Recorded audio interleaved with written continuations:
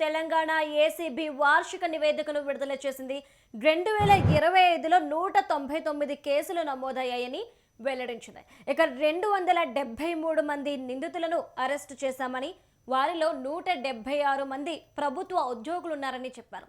15 అక్రమ ఆస్తుల కేసుల్లో 96.13 కోట్ల రూపాయలను వెలికితీశామన్నారు. 54 ఆకస్మిక తనిఖీలు, సబ్ రిజిస్ట్రార్ కార్యాలయాలు, ఆర్టీఏ చెక్ పోస్టులపై దాడులు చేశారు. 115 మందిపై కేసులు పెట్టేందుకు ప్రభుత్వం అనుమతిచ్చిందని ఏసీబీ పేర్కొంది.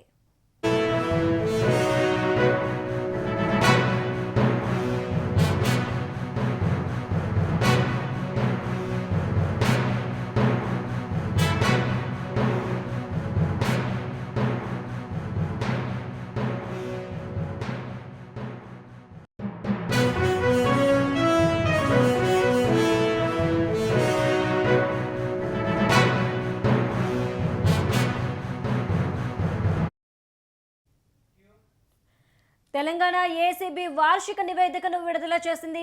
2025లో 199 కేసులు నమోదయ్యాయని వెల్లడించింది. 273 మంది నిందితులను అరెస్టు చేశామని, వారిలో 176 మంది ప్రభుత్వ ఉద్యోగులున్నారని చెప్పారు. 15 అక్రమ ఆస్తుల కేసుల్లో 96.13 కోట్ల రూపాయలను వెలికితీశామన్నారు. ఇక 54 ఆకస్మిక తనిఖీలు, సబ్ రిజిస్ట్రార్ కార్యాలయాలు, ఆర్టీఏ చెక్ పోస్టులపై దాడులు చేశారు.